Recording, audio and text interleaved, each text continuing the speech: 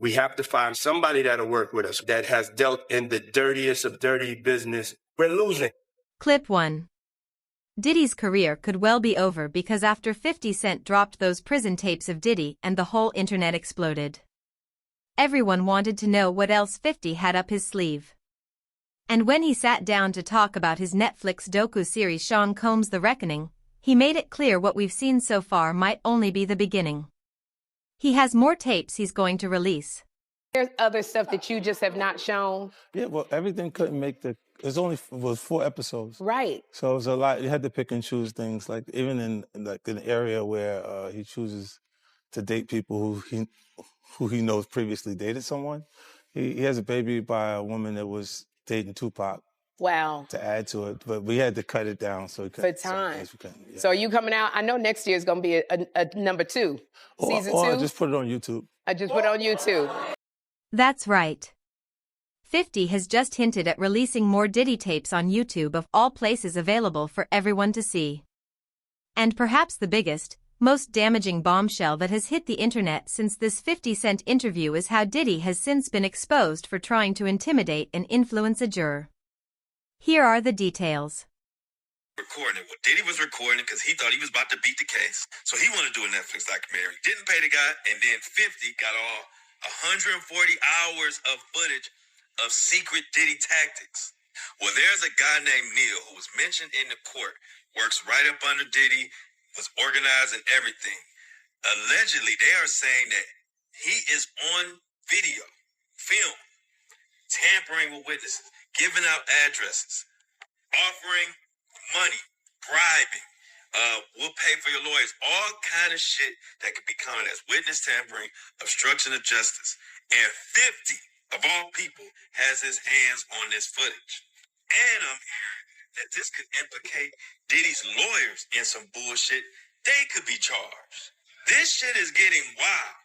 And I'm hearing that this 50 Cent documentary is just the fucking tip of the iceberg. This guy in this video said one specific name, and it was Neil, and it automatically made me think of Neil Dominique. Everything that we just covered the other day that came out from Diddy's former chef, Jordan, who was going to be a witness testifying against Diddy in the criminal trial. You remember she just took to her Instagram calling out Neil Dominique, saying that he was basically the one to give Diddy information that she was testifying to the grand jury. She has been claiming for a while when she testified to this grand jury on April 2nd of 2024, just 2 weeks later, Diddy's attorney would text her saying, "Dear Chef Jordan, this is Aaron Dyer. I'm Sean Combs' attorney. I left you a voicemail last week, but wanted to follow up.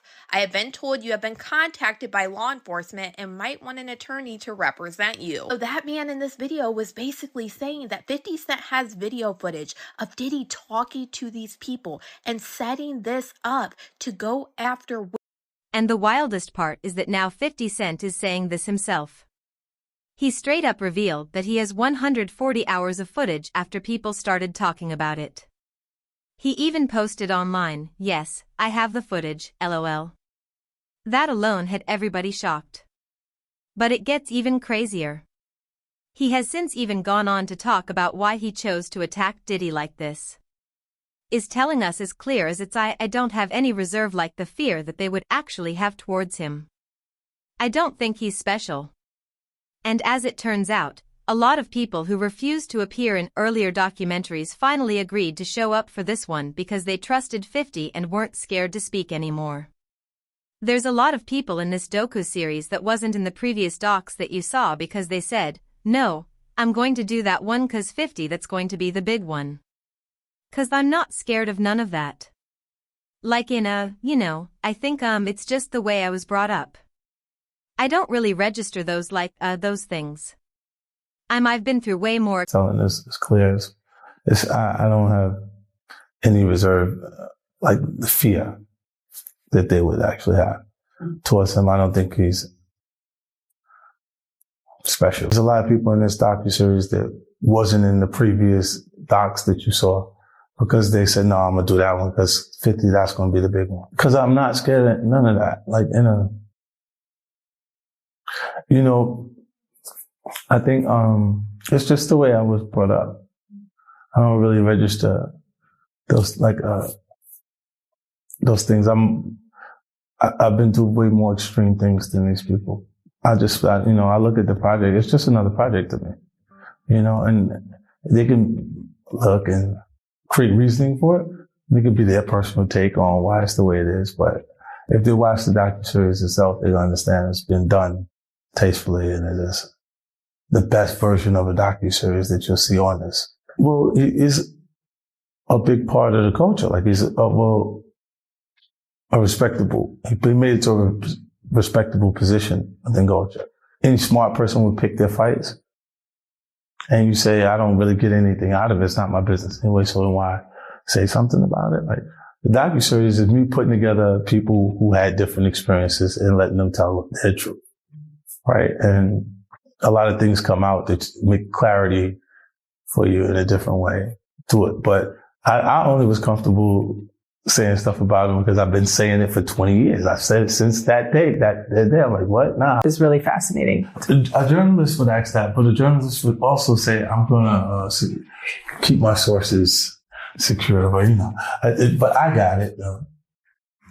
They can blame it on me. That it's that. I think he's going to actually like the project.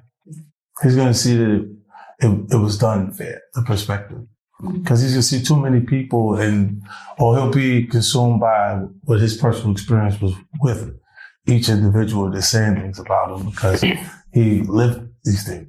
She's going to understand it. You can interview her following that and I'll do the interview with her. I'll make sure I put it together. Yeah, because I had communications with her to understand it. What's going on. And even though she's not in the docuseries, it was important I spoke to her to understand how things transpired. The husband, I spoke to him away from her, separate individual communications. And then see things kind of match up. Like when people say things, I go, oh, okay, I hear what you said. But when you hear things multiple times from people, different people, it kind of rings true to you. He got old real fast. His hair was jet black. Like mine, and the next day he was like all I saw from was the raccoon pictures from the courtroom. When they drew him, it looked like a raccoon. Extreme things than these people. I just, I look at the project, it's just another project to me, and they can look and create reasoning for it. It could be their personal take on why it's the way it is, but if they watch the docu-series itself, they understand it's been done tastefully and it is the best version of a docu-series that you'll see on this. Well, he's a big part of the culture. Like he's respectable, he made it to a respectable position within any smart person would pick their fights and you say I don't really get anything out of it. It's not my business anyway. So why say something about it? Like the docu-series is me putting together people who had different experiences and letting them tell their truth, right? And a lot of things come out to make clarity for you in a different way to it. But I only was comfortable saying stuff about him because I've been saying it for 20 years. I've said it since that day. I'm like, what? Nah. One of the biggest moments for him was securing footage from Diddy's final days before his arrest and indictment. Watching that raw material for the first time was an explosive, shocking experience. According to 50, Kirk Burrows called me up. He's like, yo, Gene, you and Wolf, I got y'all tickets to L.A. I said, all right, cool. So I go down there and I pick up the tickets to L.A. I got Wolf ticket. So I'm calling Wolf up. I say, yo, Wolf, I got your ticket to go to L.A. Wolf said, I ain't going. I said, what you mean you ain't going? He said, yo, Gene, I ain't going to tell you how I'm making I ain't going to tell you how to make your money, but I'm going to let you know this. I told Puff them if they wasn't going to take 2 tour buses of my niggas out there with us, I'm not going. Wolf is the head of all the functions that has to do with Puff dealing with security. I have my own contract with Puff, yeah. Paul Offord ran Green Gate Security, which is the daily operations of Puff stuff. That's his house, his cars, his transportation. He ran the office, the bad boy office, the clothing, all that shit. He ran the deli operation with his security. Wolf is over whatever's happening with Puff. You understand? Wolf tells Puff them and tell Kirksborough and them, no, if y'all not going out there right, nobody should go out there at all. Tragically, Wolf ended up losing his life while protecting Puff and handling security matters. Gene emphasized that this critical part of the story, including Wolf's connection to BMF, was completely left out of the documentary. So Wolf did not and was not going anywhere that had to do with California. And it wasn't because of the Jake situation. It was that he wanted to be safe, and the only way he felt safe if he was going out there with the dudes from his clique. And that was the Valley Mob. That's the only way. Wolf ended up losing his life behind Puff and his bullshit. And people they didn't even put that in the documentary. Wolf ended up losing his life behind Puff and his bullshit. And that bullshit was with BMF. That's a big segment in my book that I wrote that whole shit. I wrote a whole big situation in my book regarding that, Mighty. And I know you're doing this. I want to say that right there because I was there the night that Meech had promised Puff. You know what I'm saying? He ain't have to worry about Suge Knight. He ain't have to worry about nobody from this point on. And telling Puff some shit like that made him think that he could talk to Wolf any kind of way. Because if anybody knew BMF was powerful back then, they had dudes from everywhere. And Meech telling him he ain't have to worry about nobody no more, it made Puff think that he could tell Wolf that he didn't need Wolf no more. And one thing led to the next. And just like that, 50 Cent stepped back into the spotlight with the one thing he loves most, proof. Real receipts. And he's letting everybody know that if you're not making a documentary about your enemy's downfall, you're not beefing at his level. Heck, 50 even talked about why the A-listers in Diddy's circle have kept silent about this. For years, 50 has been collecting everything he could on Diddy, quietly, patiently, waiting for the perfect moment. And now that moment is here. Diddy is locked up, shouting at his lawyers from behind prison walls. And he can't do anything to stop 50's documentary from blowing up. Diddy's lawyers already tried. They put out a statement calling the documentary illegal and even pushed Netflix to take it down. Now, one major thing that wasn't included in the documentary was the death of someone really close to Diddy. Someone whose death Diddy was responsible for. Anthony Wolf Jones. Diddy's former bodyguard. Gene Deal recently spoke out about Diddy's role in the death of his bodyguard, Wolf, and criticized the documentary for leaving him out entirely. He said the East Coast versus West Coast rivalry didn't start over Big Jake's murder, as some have claimed. In fact, Wolf wasn't the gunman who killed Jake, and Gene insists that's something everyone involved knows. Wolf, who managed security and coordinated operations for Puff, had made it clear that he wouldn't travel unless his team was fully protected. He had warned multiple people, including Puff and Kirk Burroughs, that he wasn't going anywhere without proper support. Mark Garagos, who is my co-host on Two Angry Men, he's represented Diddy for years, and his daughter is part of the Agnifilo defense team. And he was involved in all of this. So in this past weekend's podcast, I pushed him to find out how Agnifilo really feels here.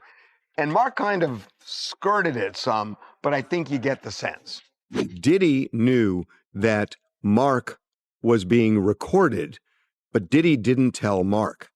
Does Mark feel betrayed by Diddy? I've not talked to Mark about it. What do you think? He would feel. What do you think? I will tell you I'll just tell you, if it was me, I would be more than a little upset. I was more than a little upset when the client didn't know and I was being recorded. I mean, there was a while there where I was meeting clients under bridges, freeway bridges, because I was PTSD over it. So I think, as a lawyer, it is one of the most inviolate oaths that you take to protect the client confidentiality and the client privilege. So I don't know. I haven't talked to Mark, but if I were Mark, I would be out of my head. Out of my head. It's incredible.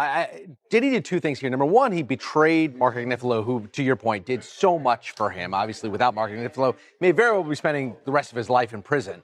The second thing that he did is, by having a third party that's privy to the conversation, the videographer in this case standing there, there's no privilege, right? Diddy waived that entire privilege. Now, it didn't end up backfiring because it seems nobody knew about it until the end of trial. And what are you going to do at this point? But it's such a callous act by Diddy to just sell out his lawyer like that. It's so selfish. Gene's point is simple. Wolf's death wasn't just an accident or a minor side story. It was tied directly to the dynamics of the industry and decisions made by those in charge. And it deserved more attention than the documentary gave it. Meanwhile, Diddy and his family are allegedly preparing a massive $1 billion defamation lawsuit, arguably the largest in history, as a response to the documentary.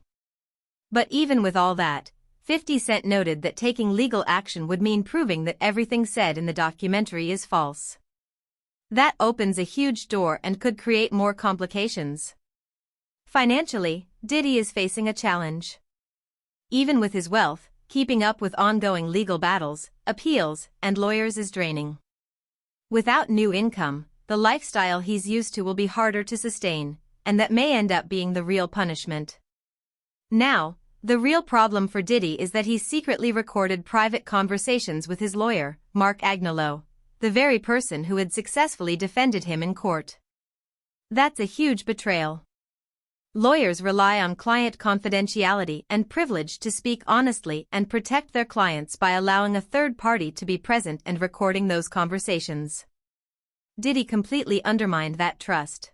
Officially on the stand for 20 minutes. She will continue on Monday, but before I tell you what she testified to, I do want to give you a warning that she does talk about violence and abuse. Started off with Dawn testifying that she was working with Diddy from 2004 until 2011. She opens up about an incident she witnessed in 2009 when she went to Diddy's home in order to record. She said her and Cassie were downstairs when they heard Diddy yelling and coming down saying, "Where the F are my eggs?" He said Diddy grabbed the skillet full of eggs and tried to hit Cassie on the head, and she went down in a fetal position. He was punching and kicking Cassie before he put his arm around her neck. Diddy then grabbed her by the hair and dragged her up the stairs, and she was in shock. She said she was so in shock she did not intervene, nor did she call the police. Next day, she said Diddy locked her and another person in the recording studio and threatened them. In her own words, he said what we saw was what lovers in passionate relationships do. He said Cassie was okay and it would be in our best interest if we didn't say anything. He claims that Diddy then said he was trying to get them to the top of the industry before threatening them by saying where he comes from, people go missing if they talk. Then after all of that, he got them flowers. Prosecutor then asked, "How did you understand that?" And she said, "Death." His attorney yelled objection, and then they had a sidebar. That's when attorneys from both sides will come up to the judge and whisper between one another and nobody else can hear. If she witnessed, and she's saying that she witnessed a gangbang, which actually we know it as called a train. And she worked on the album, The Train to Paris. And like I heard one of the YouTuber, it could be Tistel, say that we didn't know what the train to Paris meant. But now we know that the train to Paris was a train in Scotland, according to Dawn. It wasn't a train in Paris, it was a train in Scotland. Now, only time I ever witnessed Puff doing something is when 2 guys and 2 girls will go in the room. And that was just regular. And however they did it, whatever they did, that was their business. But he gotten bold enough, whereas that he would do that in front of Dawn and other people at a poolside in Scotland. You sure it was Scotland, man? Yeah, that's what she said, man. Scotland, Arizona, but not Scotland, the country. Nah, she talking about the country, man. Wow. I just think that, you know, man, you got to go back to the drugs and the alcohol, man. The drugs and the alcohol, man. And those things that make you do strange things. And for somebody to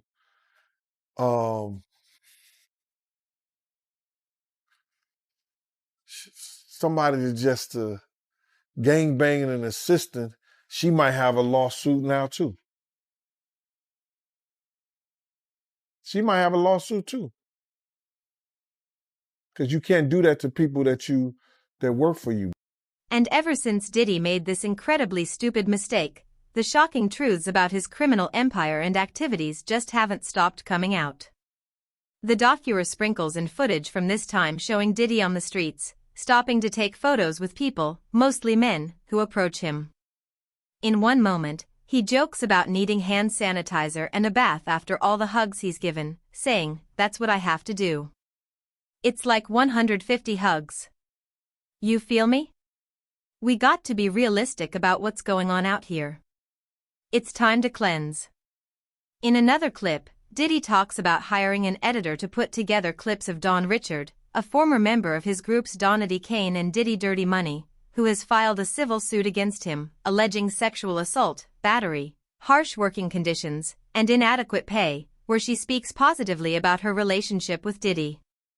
In case you guys didn't know, Don has very good reason to speak negatively about him. So, Diddy, even wanting to portray the opposite is pure evil. Clip 7. The series also includes audio from a 2008 proffer interview with Dwayne Keefe Davis, who is currently awaiting trial for the 1996 murder of Tupac Shakur. A proffer is basically a legal deal where someone can talk to law enforcement and provide information without worrying that what they say will be used against them in court, though it's not full immunity. In the documentary, Davis gives a detailed account claiming that Diddy allegedly arranged Tupac's murder for $1 million. Yeah, and he even said that, like, in retrospect, that was probably the best thing that could have ever happened to Puffy. By Zip stealing the money, now Puffy isn't connected to that shit. Or else it would have been like a murder for hire or something, you know what I'm saying? The FBI said Zip. So the FBI told you the said same he was thing. a dirty motherfucker, yeah. So the FBI told you that Zip kept that money as well. They said Zip's a dirty motherfucker. Everybody crossed you. You're the last one to know every fucking thing. Even lawyers, your friends, everybody can cross your ass. The series also includes audio from a 2008 proffer interview with Dwayne Keefe Davis, who is currently awaiting trial for the 1996 murder of Tupac Shakur. A proffer is basically a legal deal where someone can talk to law enforcement and provide information without worrying that what they say will be used against them in court, though it's not full immunity. In the documentary, Davis gives a detailed account claiming that Diddy allegedly arranged Tupac's murder for $1 million. What makes you say you lost your empire because of Puffy? Why you say that? I did. Shit. If I wouldn't have never met him, I wouldn't have never been involved in this bullshit. You know what I'm saying? If I would have never met the brother, I wouldn't have never been involved in this bullshit. Really. Because me and Suge was playing on the same Pop Warner team and everything. My homeboys helped put Suge in the game and all that shit, you know? And it really crashed 2 people's empire that fucking one night. You know what I'm saying? Mine's for sure. Suge's too. Yeah. Right. Yeah, man. So you feel like Puffy, he's the reason for your empire and Suge empire going down because of the whole situation with Tupac. Exactly. He the only one still balling. Shit. Yeah, he made our shit go down, man. Yeah, I ain't even met the motherfucker. He won't even look out or nothing, you know? So break that down, man, for the people out there that don't know the backstory. What did Puffy do exactly to break down y'all empires? Because he pitted us against each other, it seemed like. Seemed like he pitted us against each other. You know, which was kind of smart because we're Crips and Suge was Bloods. Like, you know what I'm saying? He just called me and Zip was rolling up Greenleaf one night. He called and asked, you think it's safe to come out here to do our concerts? And I just said, man, give me like 50 tickets to each concert and we'll be out there with you. We'll go with you. We went to the concert in San Diego, went to the concert in Anaheim, Irvine Meadows, and the one in Las Vegas with them. Yeah. Yeah, and back then they was just a startup coming up, you know what I'm saying? They didn't really have no money like that. We were balling. We was the bosses. Is it proof Diddy did it? Not at all. An interview or proffer like this doesn't automatically prove guilt, but it does help when we can piece the evidence together using the interviews of the alleged killer himself. Who grew up with street-funded privilege. After his father passed away, it's very clear that his mother kept on hustling and kept hanging around hustlers. Tim Dog has described the parties in the house. Pimps, hoes, hustlers, models, basketball players. You got that kind of crowd. There's got to be a drug dealer or so there. Alcohol everywhere. There was a stage built in the living room, and they were asked to perform as kids. I mean, like, this is how he grew up. It was almost if he was designed to throw the parties that we'll later hear about, from the white parties to the parties overseas, with very, very, very, very, very interesting things happening there, all the way to the freak-offs. It's like Sean Combs was in a never-ending party his whole life. Now, from a boy being draped in chinchilla to a boy running around the streets promoting parties, interning for Andre Harrell before he got a paid position. I mean, his life was like a whirlwind. It was almost like he was in too much of a rush to grow up. I mean, even the way Andre Harrell said he bullied his way into his home, coming up with some story about a fight between him and Janice and how he couldn't live with his mom anymore. And the next thing you know, he's living with Andre. Now, I'm going to be very honest with you. In my opinion, I do not believe they were just roommates. I do not believe this was just a mentor-mentee relationship. In my opinion, from rumors that I've heard, from some things that might have been lost along the way, there was a much closer relationship between Andre and Puffy. It also paints a pattern of Diddy being involved in risky, legally, and emotionally charged situations while somehow coming out unscathed. Together, all these revelations are starting to paint a picture of Diddy as a deeply broken, deeply evil man who continued a cycle of trauma willingly and in doing so has managed to hurt several innocent people.